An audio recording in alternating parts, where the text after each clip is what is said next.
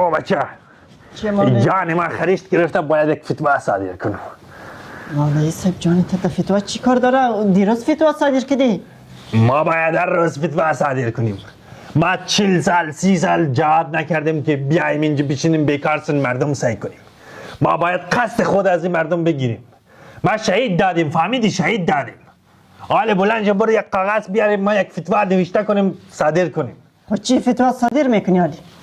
صادر میکنیم که آقا از این پس دختره باید بالای 15 سال نشوه، باید ازدواج کنه. فهمیدی؟ باید شوی کنه. مولوی صاحب 15 سال خیلی خورده است. یکی حقوق بشر با صداش بیرون میشه. لوده گپ میزنی، لوده گپ میزنی. ما شهید دادیم که در حرفی حقوق بشر گوش بدیم. ها؟ ما شهید دادیم که خود ما یک کاری کنیم. خود ما سر از این مردم ایستاد باشیم. خود ما سر از این مردم حکمرانی کنیم. فهمیدی؟ حالا بلند لوده گپ نزن. شما نمیفهمین شما. خب مولوی صاحب بگو که نوشته کنم. نوشته کو. از این پس سین قانونی دختران 9 ساله است. از 9 ساله به بعد باید عروسی کنن، خانواده تشکیل بدن. باشه. بالای 15 ساله دختر مجرد از این پس باید نداشته باشیم. فهمیدی؟ فسق و فجور زیاد میشه. دختره نباید بالای 15 ساله باشه. فتوای دوم بچه باید بالای 9 ساله که شد ریش بانن. فهمیدی؟ مولوی صاحب بچه های 9 ساله ریش از کجا پیدا کنم؟ من که 18 سالم است ریش ندارم. تو خود جیگری ما هستی. تو ریش نداشته باشی خوشگل میشی، امیتا خواب معلوم میشی. فهمیدی؟ ولی دیگه مردم باید ریش بانه. باشه. ریش بانه.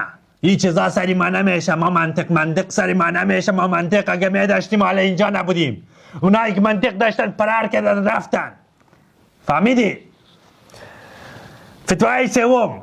خب سوم باید دکانداره، دواخانه، چیزایی که باعث میشه بچه تا دنیا نیایه را سودا نکنه.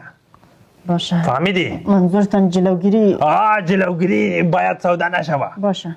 فهمیدی؟ باید بچه زیاد در دنیا بیاره. ما مجاهد زیاد لازم داریم. کاش که یک چیز دیگه هم میشد می مردم یک 2 تا بچه برای امزی دولت برای امزی طالبات دنیا میورد ما تسلیم میکرد. مولوی صاحب ولی خب یاد کلی بچه در مکتبای ما درس میخوانند آینده همش مجاهد است دیگه. لوده گپ میزنی. بعضی موقع لوده گپ میزنی. تو بسیار نافهم هستی ولی خوشگل هستی. ما مجاهد زیاد لازم داریم. باشه. زیاد مجاهد لازم داریم. مثل استولی میتونه تک بچه ها در پیش ما باشه. بسیار لازم داریم. فهمیدی؟